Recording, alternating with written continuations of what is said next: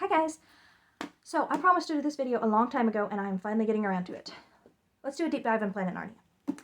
So, I did read this a little while ago, but it's fresh enough in my mind that I think I can still do this. So, Planet Narnia is a theory by Michael Ward that the 7 Narnia books were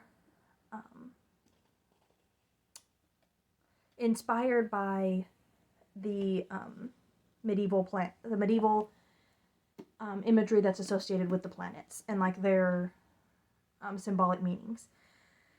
At the beginning, Ward goes through and discusses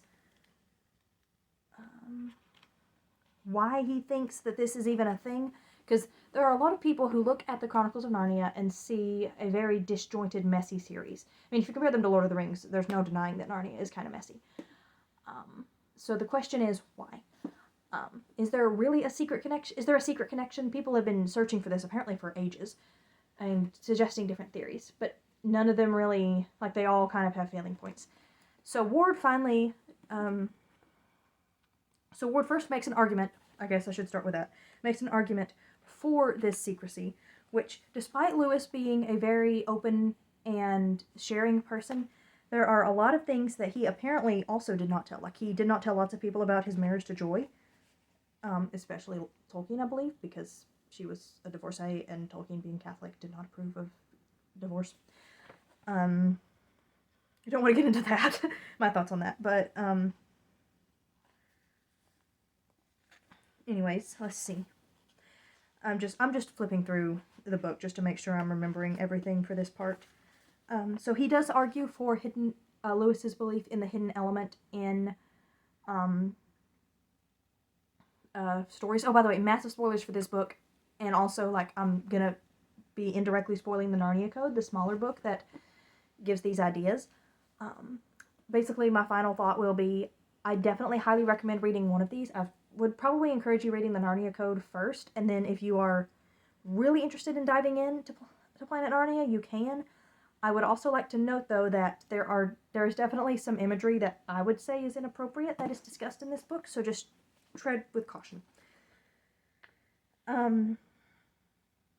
So he discusses that, and then next he discusses the like the medieval concept of the planets in general, and like like Lewis's definition of symbolism, things like that. But these are all really intro things. So I really wanted to move on and just discuss the actual imagery that he suggests. So, first, we talk about the Lion, the Witch, and the Wardrobe, which is the planet Jupiter. Jupiter is the kingly planet. It is the planet that reigns over all the others. They all had metal associated with them, and I believe the metal, like, each planet had a metal associated with it, and I believe that the planet, or the metal that was associated with Jupiter was it tin? Yes, it was tin.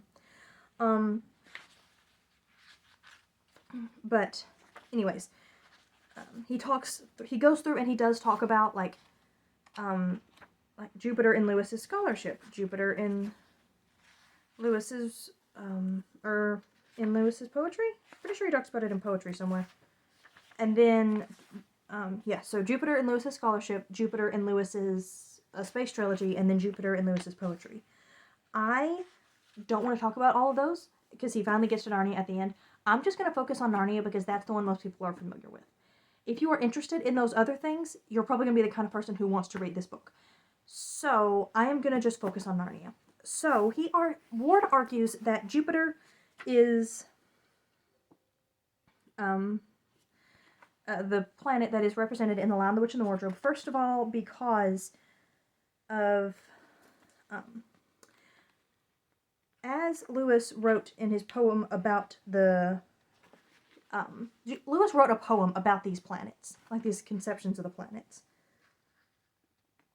And, I don't want to necessarily read the entire poem, but, couple of lines from it says that Jupiter see, it says, of wrath ended and woes mended, of winter past and guilt forgiven, and good fortune Jove is master. Wrath ended, woes mended, winter past and guilt forgiven. If you don't see the connection between that and Lion, the Witch, and the Wardrobe, then you've probably not read Lion, the Witch, and the Wardrobe, honestly. But Jupiter to Lewis represented kingliness, and also in the medievals too. Jupiter has the big red spot, the storm. I think it's a big hurricane, basically. So Jupiter has this big storm that is like supposedly bleeding, like it looks like bleeding. And so Jupiter, I think, was known in the medieval time as the wounded planet. And so again, Lion, the Witch, and the Wardrobe being the book where Aslan sacrifices himself, this is also appropriate. And then, of course, at the end, the Pevensies, of course, obviously become kings and queens. And there's questions about, like, for example, the White Witch is she's claiming to be queen, but even Beaver cracks a joke about, oh, so that's how you begin to style yourself as queen, because you were the emperor's hangman. Like, there's definitely questions about her legitimacy, and then at the end, Aslan appoints legitimate kings and queens. The baby started crying, so I need to go take care of him. Alright, so I got the baby back to sleep, so good job. But my phone is dying, and so I'm going to try to ramble less and just get straight to the point and discuss briefly the other 6 chronicles. So next is Prince Caspian, and Prince Caspian is representing Mars. And Mars is the god of war, which is where we get the term martial, for, obviously, fighting. Like martial as in war. And the material associated with Mars, I believe it's iron, and also Mars is associated with woods. And so Prince Caspian, if you think about it, there are lots of wooded scenes. Like, there's a whole bunch, most of it takes place in the woods. And obviously, war, the warrior aspects of Mars are very much, very, very clear in Prince Caspian. Like, it's all entirely about the war between the Telmarines and the Narnians. So, again, like I said, I'm going to just try to move on quickly. If you have questions about about any of these, let me know in the comments, and I will gladly elaborate. But I just don't want this video to be too long. Like I said, my phone is also dying, and I need to go to bed pretty soon. Also, though, before I move on, going back to Lion, the Witch, and the Wardrobe, if you notice, throughout the book, the phrase "by Jove" is said a lot. It's said in a couple times in the other books, but in Lion, it is used extensively. And of course, by Jove, Jove is Jupiter. I think people are probably called jovial pretty frequently in Lion too, if I remember right. And then in Prince Caspian, they say something about Reepicheep is a very martial mouse, and they use martial, I think, a few times as well. Not to mention the term marshals of the list, that is, which again, that's spelled different, but still, I'm pretty sure that's got to be a Mars reference. Alright, because, it's Lewis, right? Next, we have the Voyage of the Dawn Treader, and the Voyage of the Dawn Treader is representing the sun. Now, before you tell me, Morgan, the sun is not a planet, this Michael Ward guy clearly does not know science. Okay, obviously, sun is not actually a planet. But in the medieval days, they thought it was. And so the sun is represented by gold is the metal. And again, like, there's the man of gold in the bottom of the pool on Deathwater Island. There's the drinkable light at the end of the book, and the sun represents belief, and the main character, one could argue, of A Voyage of the Dawn Treader is Eustace, because Eustace is the one we open with, first of all, and then Eustace is the one who has the character arc, right? And then at the end, Eustace has that great character arc it's through gold, right? Through the, and gold is the metal that the sun represents the sun. But faith and belief are so important. You have Eustace coming to believe. You have Reepicheep having his firm faith in Aslan the whole time. You've even got Lucy desperately sending up a prayer in Dark Island, which, funnily enough, is an island without the sun. Desperately sending up a prayer in Dark Island, and Aslan gives her courage, like, through light. Like, there's so many things about this that is definitely that definitely does seem to appear to be the sun. And again, at the end, the sun, the drinkable light, like there's a lot of sun imagery in Voyage. Next is the silver chair, and the silver chair is represented by the moon. So again, same discussion. Obviously, we know now the moon is not a planet, but they thought it was.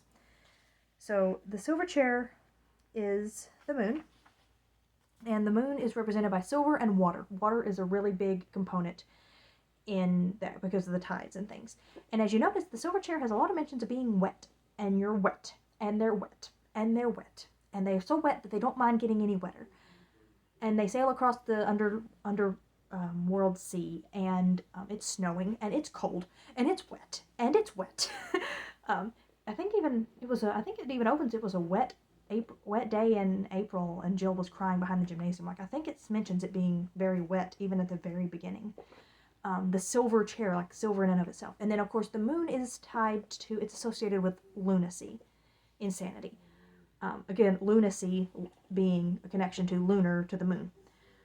And Rillian's entire character arc is insanity, right? Like Rillian overcoming the insanity that keeps him tied to the silver chair, so to speak. Sort of. When he has his lucidity, he is tied to the silver chair, which represents the insanity. There we go. So even when he is lucid, he is still insane.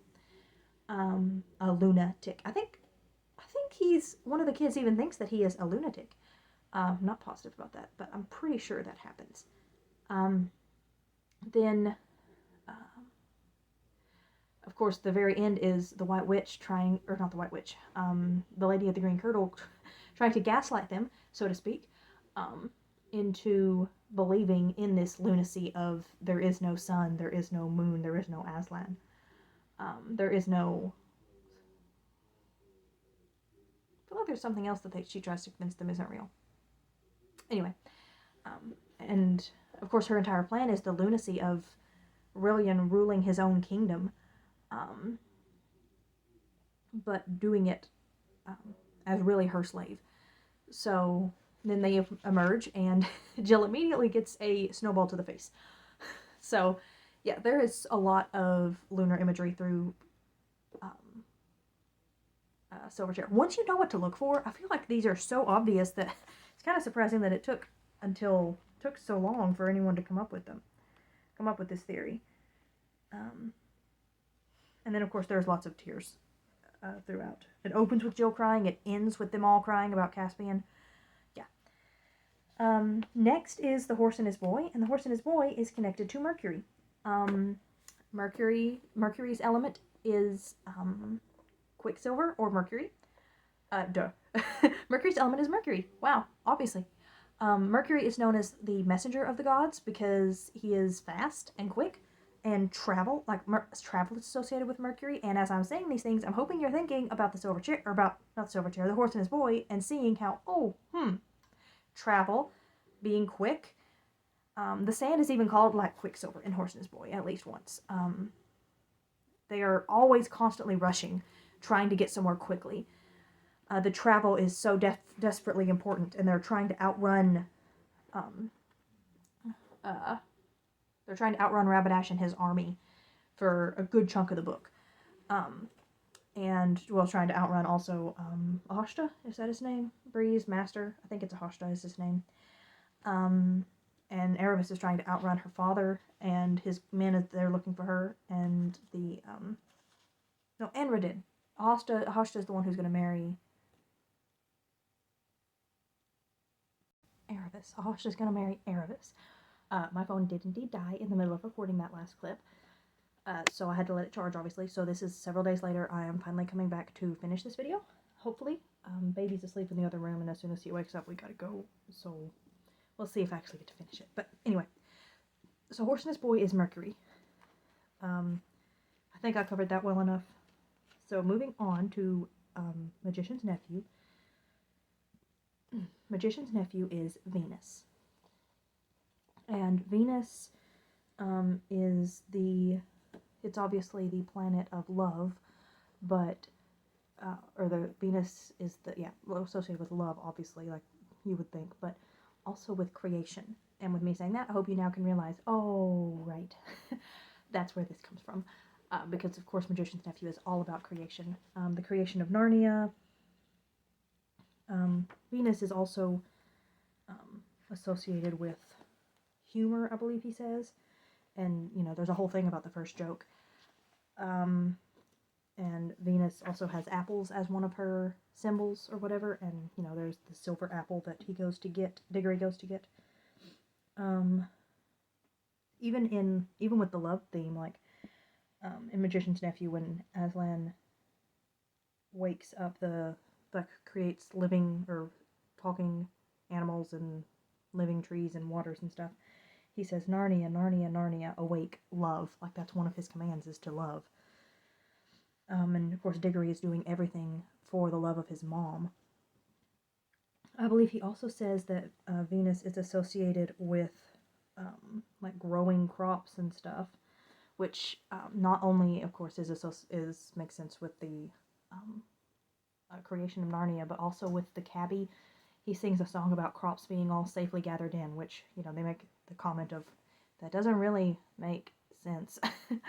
But it kind of does make a little bit more sense when you know that. Also, Venus is the morning star, and Aslan says in that same speech that referenced earlier, the Narnia, Narnia, Narnia, awake, love, I believe he says, I give you the stars and I give you myself, which is a reference to the Bible, I think, where I will give him the morning star. I think that's in Revelation, with one of the 7 churches. Let's see.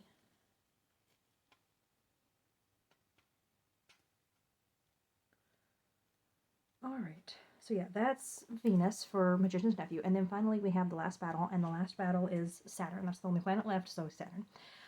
Because they didn't know about Uranus, Neptune, and Pluto, because I still consider Pluto a planet. I don't care what scientists say.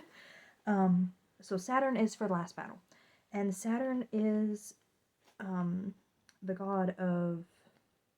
Saturn is the god of death. That's mostly what Saturn, the god / planet, it's associated with, the death.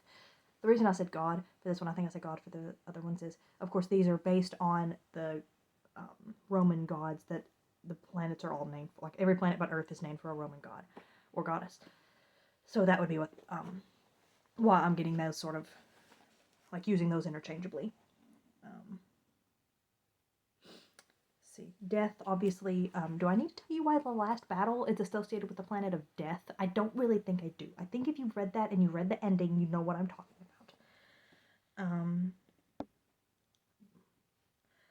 Saturn, the planets, in Lewis's poem, The Planets, he calls it, Saturn is the last planet, old and ugly. And old and ugly is used to describe shift, I know, at the very beginning. There's lots of lastness in it. In the last days of Narnia, are the first lines of the book, Tyrion is called the last king of Narnia multiple times. And let's see here. What else does this book... I'm just flipping through the book because I did read it a while ago. I should have done this video sooner, but hey, this means it gets to fall during my C.S. Lewis readathon, so you know what? I'm not complaining. The other major key clue to this comes actually from the Silver Chair. So the Silver Chair, when Jill and Eustace and Puddleglum go down into Underland, they find an old man sitting in a chair, I think. I don't know exactly where he's sitting, but he's sleeping. And Mulligotharum, I believe it is, says, in the published version, he says, that is old Father Time, he will awake when the world ends, or something like that.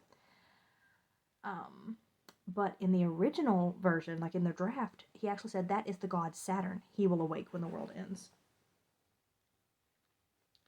So, Father Time, of course, does awake when Narnia ends in the last battle. Spoiler alert, Narnia ends in the last battle and everybody dies. Yeah. So that, again, is a good reference to that. Let's see here. What else do we have to discuss? Oh, another thing is Saturn, Lewis says, there's lots of disasters that, again, are sort of based on Saturn. And then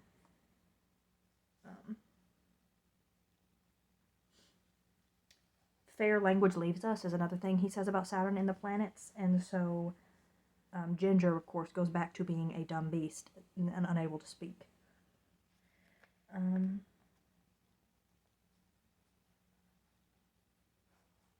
Let's see.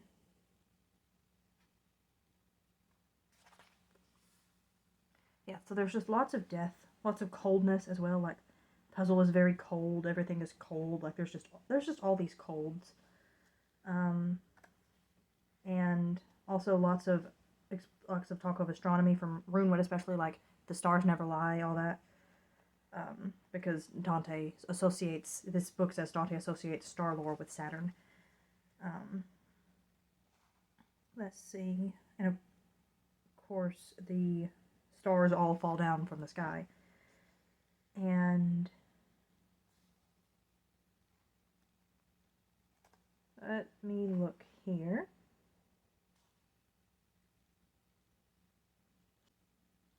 But then at the end, let's see.